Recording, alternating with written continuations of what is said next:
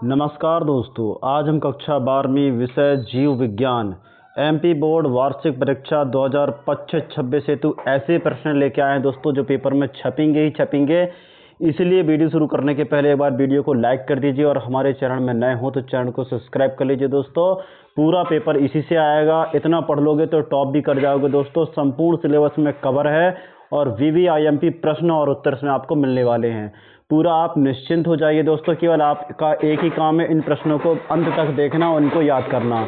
एक बार वीडियो को लाइक कर दीजिए और हमारे चैनल में नए हो तो चैनल को सब्सक्राइब कर लीजिए दोस्तों। चलिए स्टार्ट करते हैं। चलिए, पहला प्रश्न दिया हुआ है, एड रोग किन कारणों से होता है? तो संक्रमित व्यक्ति के साथ असुरक्षित यौन संबंध बनाने से, संक्रमित रक्त या रक्त उत्पादन के चढ़ाने से, इसके अतिरिक्त संक्रमित हुई सुई या मां से शिशु में फैलता है। चलिए, कैंसर का उपचार किस प्रकार किया जाता है? तो कैंसर का उपचार निम्न विधियों द्वारा होता है: शल्य चिकित्सा द्वारा, कीमोथेरेपी या रेडियोथेरेपी द्वारा, कुछ मामलों में प्रतिरक्षा चिकित्सा भी की जाती है। हिस्टोन क्या है? आरएनए में कौन से नाइट्रोजनी क्षार पाए जाते हैं? तो हिस्टोन क्षारीय प्रोटीन होते हैं जिनके चारों ओर डीएनए लिपटा रहता है और न्यूक्लियोसोम बनता है। आरएनए में पाए जाने वाले नाइट्रोजनी क्षार हैं एडेनिन, ग्वानिन, साइटोसिन और यूरेसिल। ये होते हैं इसके नाइट्रोजनी क्षार। चलिए आगे चलते हैं। आगे दिया है पेंड्रीगी वंशावली विश्लेषण क्या है? तो वंशावली विश्लेषण वह विधि है जिसके द्वारा किसी परिवार में आनुवंशिक रोगों या लक्षणों की पीढ़ी दर पीढ़ी पहचान की जाती है। समयुग्मजी एवं विषम युग्मजी में अंतर बताइए। तो समयुग्मजी में दोनों एलीन समान होते हैं जैसे टी होता है, जबकि विषम युग्मी में दोनों एलीन भिन्न होते हैं जैसे टी और टी होता है। संलयन से क्या समझते हैं? तो वृत्तबीजी पौधों में एक नर युग्म का दो ध्रुवीय नाभिकों से मिलना संयोजन कहलाता है, जिससे कि त्रिगुण एंडोस्पर्म बनता है। विपुंसन किसे कहते हैं? पुरुष जन ग्रंथियों जैसे वृषण की क्रियाशीलता नष्ट होने की अवस्था को हम क्या कहते हैं? विपुंसन कहते हैं। प्रसव किसे कहते हैं? तो गर्भावस्था की पूर्ण अवधि के बाद गर्भाशय से शिशु के बाहर निकलने की प्रक्रिया को प्रसव कहते हैं। कोलेस्ट्रोम या खीस क्या है? तो प्रसव के बाद मां के स्तनों से निकलने वाला गाढ़ा पीला दूध कोलेस्ट्रोम कहलाता है, जो शिशु को रोग प्रतिरोधक क्षमता प्रदान करता है। दोस्तों, वीडियो अच्छा लग रहा हो तो वीडियो को एक बार लाइक कर दीजिए और हमारे चैनल में नया हो तो चैनल को सब्सक्राइब कर लीजिए दोस्तों, क्योंकि इस प्रकार की वीडियो हम आपके लिए लाते रहते हैं। बायो पेटेंट जैव अधिकार किसे कहते हैं? तो जीवों, उनके उत्पादों और जैव तकनीकी खोजों पर दिए जाने वाला कानूनी अधिकार बायो पेटेंट कहलाता है। सुनहरा चावल क्या है? इसके बारे में लिखिए। तो सुनहरा चावल आनुवांशिक रूप से परिवर्तित चावल है जिसमें बीटा कैरोटीन विटामिन ए का स्रोत पाया जाता है। यह विटामिन ए की कमी से होने वाली बीमारियों को रोकने में सहायक होता है। चलिए आगे चलते हैं। आगे दिया है, आबादी घनत्व से आप क्या समझते हैं? आबादी घनत्व से आप क्या समझते हैं? तो जिसकी निश्चित क्षेत्र में रहने वाले व्यक्तियों की संख्या को आबादी घनत्व कहते हैं। छाया वर्णन को परिभाषित कीजिए, इसका एक उदाहरण दीजिए। जब कोई जीव अपनी वातावरण जैसे दिखाई देकर शत्रुओं से बचता है तो उसे छाया वर्ण कहते हैं, जैसे पत्ती जैसे दिखने वाला कीट। चलिए आगे चलते हैं। हॉटस्पॉट किसे कहते हैं? भारत में एक हॉटस्पॉट का नाम लिखिए। जिन क्षेत्रों में अत्यधिक जैव विविधता या विलुप्तता प्रजातियां पाई जाती हैं उन्हें हॉटस्पॉट कहते हैं, जैसे पश्चिमी घाट। जैव विविधता के 3 आवश्यक घटक बताइए। तो आनुवंशिक विविधता, प्रजातीय विविधता और परिस्थिति तंत्र विविधता। चलेंगे आगे दिया है, मानव वृषण उदर गुहा के बाहर क्यों स्थित होता है? एक थैली का नाम बताइए। तो शुक्राणुओं के निर्माण हेतु कम तापमान आवश्यक होता है, इसलिए वृषण उदर गुहा के बाहर स्थित होता है, जिस थैली का नाम है अंडकोश स्कोटम। चलिए आगे चलते हैं। आगे दिया है, स्त्री जनन तंत्र की आरेखित काट का वर्णन कीजिए। अंडाशय होता है और अंडवाहिनी और गर्भाशय, गर्भग्रीवा और योनि और सम्मिलित होते हैं। एक संकर क्रॉस क्या होता है? जब केवल एक लक्षण के 2 शुद्ध अभिभावकों के बीच में संकरण कराया जाता है तो इसे एक संकर क्रॉस कहते हैं, जैसे टीटी गुणन टीटी। दोस्तों, आपको वीडियो अच्छी लग रही है तो वीडियो को एक बार लाइक कर दीजिए और हमारे चैनल में नए हैं तो चैनल को सब्सक्राइब कर लीजिए। और हमारी प्लेलिस्ट बन चुकी है जहां आपको हर सब्जेक्ट के ऐसे पेपर में आने वाले सवाल मिलेंगे। दोस्तों, वीडियो अच्छी लग रही है एक बार वीडियो को लाइक करिए और हमारे चैनल में आए तो चैनल को सब्सक्राइब करिए। चलिए, जनसंख्या विस्फोट के कारण बताइए। तो मृत्यु दर में कमी और चिकित्सीय सुविधाओं का विकास, जन्म दर का अधिक होना, परिवार नियोजन की कमी। किन्हीं दो यौन संचारित रोगों के नाम बताइए। तो एड्स होता है और सिलिस जो रोग होता है, दो यौन संचारित रोग कहलाते हैं। चलिए, बीओडी क्या है? बीओडी क्या है? तो बीओडी का पूरा नाम है जैव रासायनिक ऑक्सीजन मांग कहलाता है। जल में उपस्थित जैव पदार्थों को विघटन हेतु सूक्ष्म जीवों द्वारा उपयोग की जाने वाली ऑक्सीजन की मात्रा को दर्शाता है। गंगा एक्शन प्लान क्या है? तो गंगा नदी के प्रदूषण को कम करने तथा जल की गुणवत्ता सुधारने के लिए भारत सरकार द्वारा प्रारंभ की गई योजना को गंगा जल एक्शन प्लान कहते हैं। फ्लोनिंग क्या है? तो किसी जीव या कोशिका के आनुवंशिक रूप से समान प्रतिलिपि बनाने की प्रक्रिया को फ्लोनिंग कहते हैं। चलिए आगे चलते हैं। आगे दिया क्राइजीन क्या है? तो क्राइजीन बैसिलिन एथ्रुएरियन जीवाणु में पाया जाता है, जो कि कीटों को मारने वाला विषाणु उत्पन्न करता है। किशोरों में अल्कोहल तथा ड्रग सेवन रोकने के उपाय बताइए। सही शिक्षा, जागरूकता फैलाना, माता पिता का मार्गदर्शन, निगरानी, खेलकूद और रचनात्मक गतिविधियों को बढ़ावा देना। चलिए दोस्तों आगे चलते हैं। आगे दिया जैव उर्वरकों के रूप में सूक्ष्म जीव कैसे कार्य करते हैं? तो जैव उर्वरक नाइट्रोजन स्थिरीकरण करके मिट्टियों को उर्वर बना देते हैं, जैसे कि राइजोबियम और नील हरित शैवाल। पर्यावरण के 3 प्रमुख अजैव कारक बताइए। तो तापमान, प्रकाश और जल। चलिए आगे दिया हुआ अपघटन क्या कहलाता है? तो पेड़ पौधों, मृत पौधों और जंतुओं के जैव पदार्थों को सरल पदार्थों में बदलने की प्रक्रिया को अपघटन कहते हैं।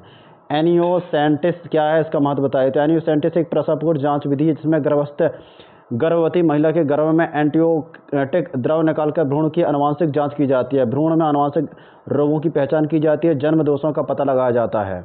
चलिए आगे चलते हैं। आगे दिया है एमटीपी क्या है और इसके सुरक्षित काल को समझाइए। तो एमटीपी गर्भ को चिकित्सक रूप से समाप्त करने की विधि है। इसमें सुरक्षित काल गर्भ धारण के प्रथम 12 सप्ताह तक का होता है। बिंदु उत्परिवर्तन से आप क्या समझते हैं? उदाहरण देकर समझाइए। तो जब जीन के एक ही न्यूक्लियोटाइड में परिवर्तन हो जाता है तो उस बिंदु में उत्परिवर्तन कहते हैं। इसमें सिकल सेल एनीमिया क्या कहलाता है? इसका उत्परिवर्तन कहलाता है। नर मानव हीमोफीलिया जीव को कभी भी पुत्र में नहीं पहुंच सकता। क्यों? क्योंकि हीमोफीलिया जीव एक्स गुणसूत्र से जुड़ा होता है, जो कि पिता अपने पुत्र को वाई गुणसूत्र देता है, जबकि एक्स गुणसूत्र नहीं। अनुकूली विकिरण क्या है? उदाहरण देकर समझाइए। तो एक ही पूर्वज से अनेक प्रजातियां विभिन्न पर्यावरण में अनुकूलन के कारण विकसित होती हैं, तो इसे अनुकूली विकिरण कहते हैं। उदाहरण के लिए डार्विन के फिंच पक्षी। चलिए आगे चलते हैं। हार्डी-वीन वर्ग नियम लिखिए। यह नियम बताता है कि यदि कोई अविकसित कारक कोई कार्य ना करे तो जनसंख्या में जीन आवृत्ति पीढ़ी दर पीढ़ी स्थिर रहती है। धान के खेतों में साइनोबैक्टीरिया को लाभकारी क्यों माना जाता है? तो साइनोबैक्टीरिया वायुमंडलीय नाइट्रोजन का स्थिरीकरण करते हैं, जिससे कि मिट्टी की उर्वरता बढ़ती है। स्पिन पनीर में बड़े छिद्र क्यों होते हैं? तो स्विस पनीर में प्रीकैरियोटिक बैक्टीरियम जीवाणु CO2 गैस उत्पन्न करता है, जिसमें पनीर में बड़े छिद्र बन जाते हैं। चलिए आगे चलते हैं। आगे दिया सेब को आभासीय फल क्यों कहा जाता है? पुष्प का कौन सा भाग फल की रचना करता है? सेब को आभासीय फल इसलिए कहा जाता है क्योंकि इसमें खाने योग्य भाग अंडाशय से नहीं बल्कि पुष्पाशय थैलमस में पाया जाता है, जिसमें सेब में वास्तविक फल केवल बीजों के चारों ओर बनता है। सामान्यतः फल की रचना पुष्प के अंडाशय में होती है। शब्द का विस्तार बताइए। RCH में रिप्रोडक्शन एंड चाइल्ड हेल्थ, प्रजनन एंड बाल स्वास्थ्य। RTI मतलब होता है रिप्रोडक्टिव ट्रैक एंड इन्फेक्शंस, प्रजनन तंत्र संक्रमण। ART मतलब होता है असिस्टेंट रिप्रोडक्टिव टेक्नोलॉजी, सहायक प्रजनन तकनीकी। IUD मतलब अल्ट्रा यूट्रेन डिवाइस, मतलब गर्भाशय के अंदर लगाया जाने वाला उपकरण। टेस्ट ट्यूब बेबी किसे कहते हैं? तो स्त्री के अंडाणु और पुरुष के शुक्राणु का निषेचन शरीर के बाहर प्रयोगशाला में कराया जाता है। बने भ्रूण को गर्भाशय में स्थापित किया जाता है। इस प्रक्रिया को जन्मे शिशु को टेस्ट ट्यूब बेबी कहते हैं। इसमें IVF तकनीक भी कहते हैं। शुक्र जनन की प्रक्रिया के निगमन में शामिल हार्मोनों के नाम बताइए। तो शुक्र जनन के नियमन निम्न हार्मोन शामिल होते हैं। FSH मतलब फॉलिकल उद्दीपन हार्मोन्स, LH मतलब ल्यूटेनाइज हार्मोन्स, टेस्टोस्टेरोन और एनहाबिनिन ये शामिल होते हैं।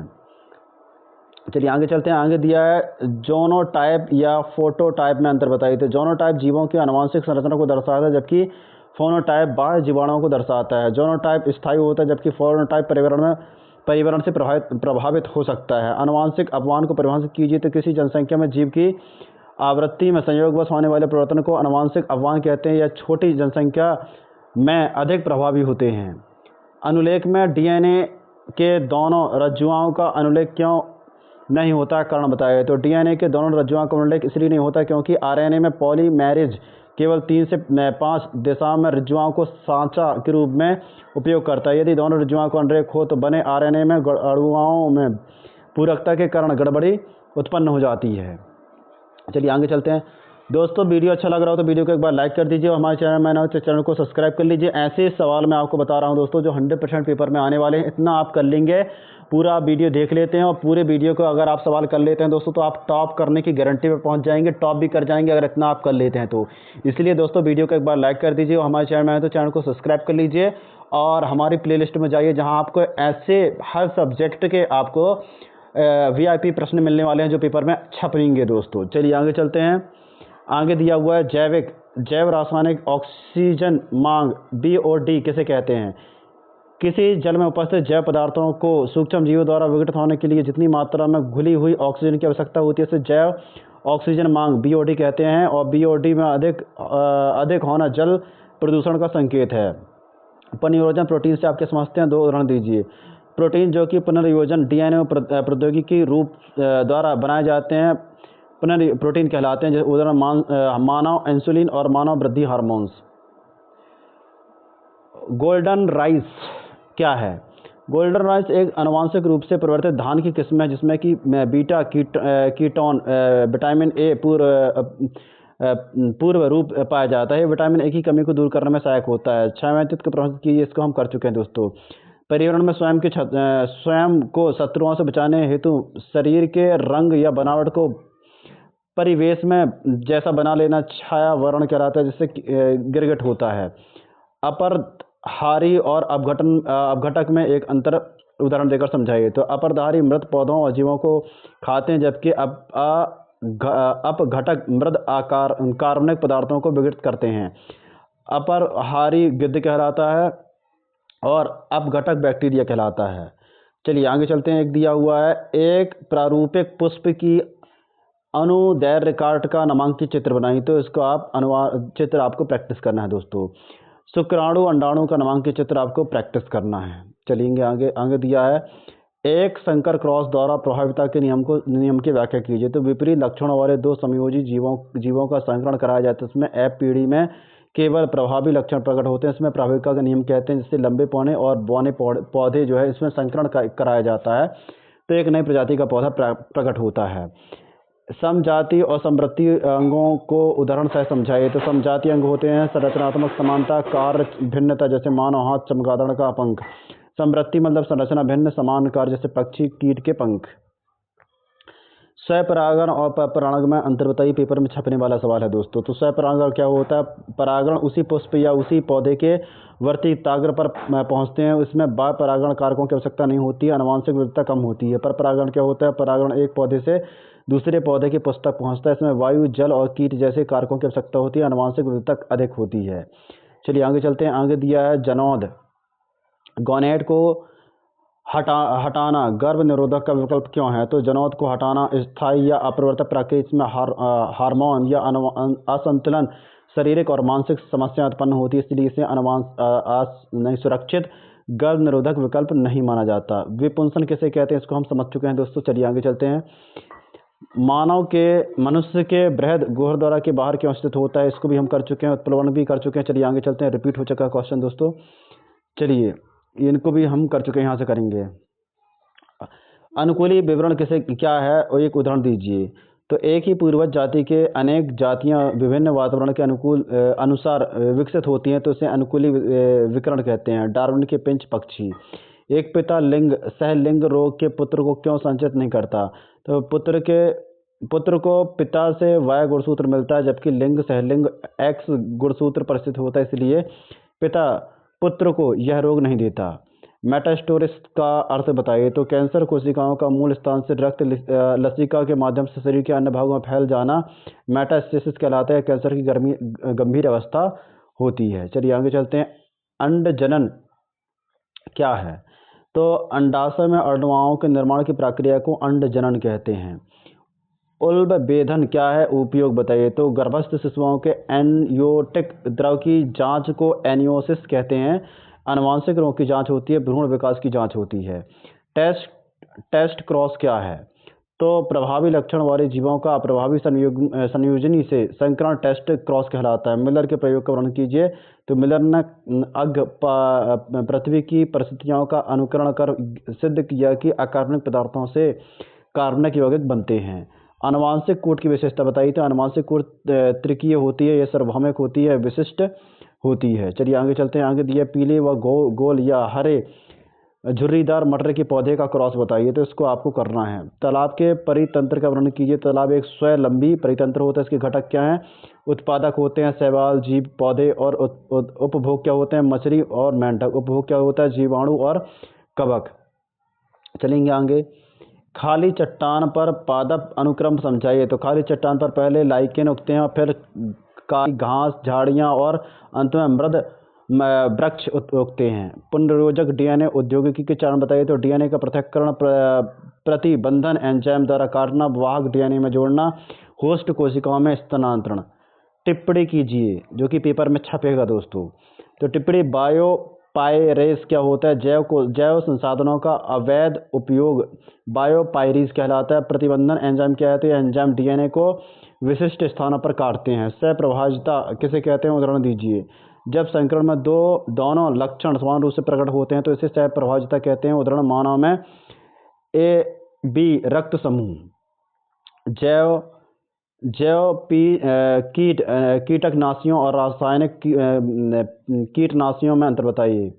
तो जैव पीड़कनाशी पर्यावरण अनुकूल होते हैं जो रासायनिक नहीं होते हैं, और जैविक पीड़कनाशी कम हानिकारक होते हैं, रासायनिक प्रदूषण फैलाते हैं। बायोगैस संयंत्र का वर्णन कीजिए। तो इस पेपर में आता है दोस्तों। तो बायो संयंत्र में गोबर से मेथेन और गैस उत्पन्न की जाती है। इसे मेथेन के रूप में प्रयोग किया जाता है। ऊर्जा का पिरामिड सदैव सीधा क्या होता है? तो प्रत्येक पोषक स्तर पर ऊर्जा का ह्रास होता है, इसलिए ऊर्जा का पिरामिड सदैव सीधा होता है। सकल प्राथमिक उत्पादकता और शुद्ध प्राथमिकता में संबंध बताइए। तो शुद्ध प्राथमिकता का उत्पादकता बराबर सकल प्राथमिकता उत्पादक बराबर माइनस श्वसन हानि। लघु बीजांडु जनन और गुरु बीजांडाणु जनन में अंतर बताइए। तो लघु में होता है परागकण बनते हैं, जबकि गुरु में भ्रूण कोश बनता है, अर्धसूत्री विभाजन होता है। आवृत्ति बीजांड का वर्णन कीजिए। तो बीजांड में बीज वर्ण, भ्रूण कोश और न्यूक्लियस आदि भाग होते हैं। डीएनए आनुवंशिक पदार्थ हार्से और चेज प्रयोग का सिद्ध कीजिए। तो रेडियो सक्रिय फॉस्फेस चिन्ह जैसे डीएनए में जीवाणुओं का प्रवेश कराया जाता है, जिससे कि सिद्ध होता है कि डीएनए आनुवंशिक पदार्थ है। चलिए आगे चलते हैं। डीएनए अंगुली छपन क्या है? तो डीएनए अंगुली छपन व्यक्ति की पहचान की तकनीक है जिसका उपयोग अपराध जांच में किया जाता है। मलेरिया परजीवी के जीव चक्र का वर्णन कीजिए। मलेरिया परजीवी का जीव चक्र मानव तथा मादा एन्फ्लुएंजा मच्छर में पूर्ण होता है। एड रोग का वर्णन कीजिए। तो एड रोग क्या होता है दोस्तों? तो एड का पूर्ण नाम एक्वायर्ड इम्यूनो डेफिशिएंसी सिंड्रोम कहलाता है। ये एचआईवी वायरस से होता है। रक्षा प्रतिरोधकता तंत्र को कमजोर कर देता है। यह संक्रमित रक्त या सुई या असुरक्षित यौन संपर्क से होता है। जल जनित रोग की रोकथाम के उपाय बताइए। तो स्वच्छ उबला हुआ पानी पीना, जल स्रोत की सफाई और उचित सीवेज व्यवस्था। चलिए,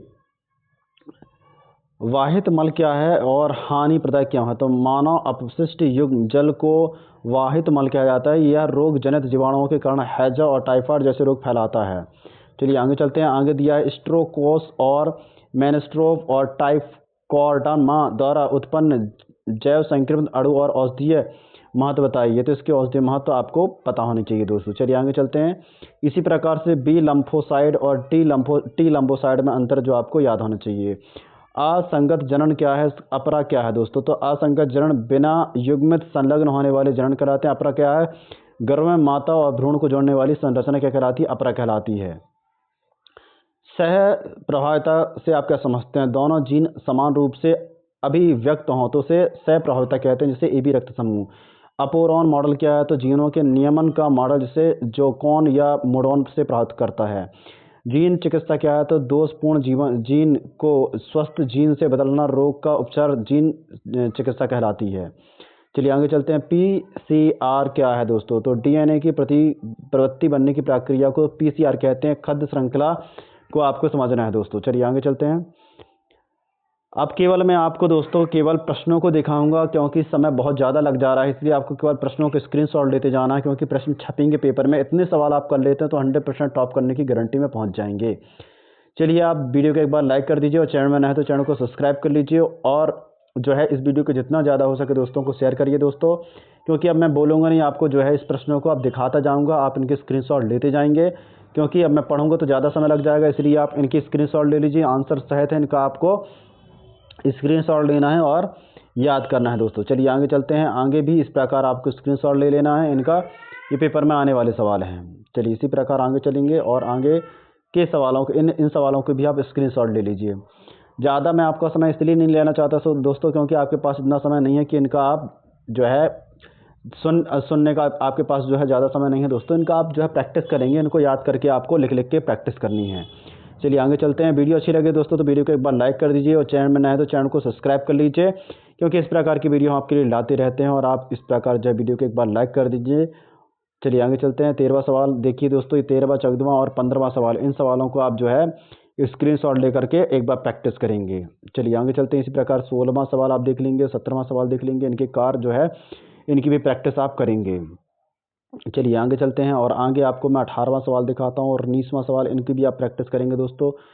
चलिए आगे चलते हैं और इस प्रकार हम 19वें सवाल को देख लेते हैं। 19वां और 20वें सवाल की भी प्रैक्टिस आप करेंगे। चलिए आगे चलते हैं। वीडियो को एक बार लाइक कर दीजिए दोस्तों, वीडियो को आप लाइक नहीं क्या करते, वीडियो को एक बार लाइक कर दीजिए, और चैनल में नया है तो चैनल को सब्सक्राइब कर लीजिए, क्योंकि इस प्रकार की हेल्प आपकी करते रहते हैं दोस्तों। आप वीडियो को लाइक भी नहीं क्या करते, वीडियो को लाइक कर दीजिए और चैनल में नया है तो चैनल को सब्सक्राइब कर लीजिए। इस प्रकार जो आ जाता है दोस्तों, इसके प्रश्नों को आप एक बार घोर के पी जाइए दोस्तों, ये सवाल पेपर में छपेंगे दोस्तों। उन्हीं सवालों को मैं लेके आता हूं जो पेपर में आने वाले रहते हैं। फालतू के सवाल मैं एक भी नहीं लाता आपको, इसलिए वीडियो को एक बार लाइक करिए और चैनल में नया है तो चैनल को सब्सक्राइब करिए।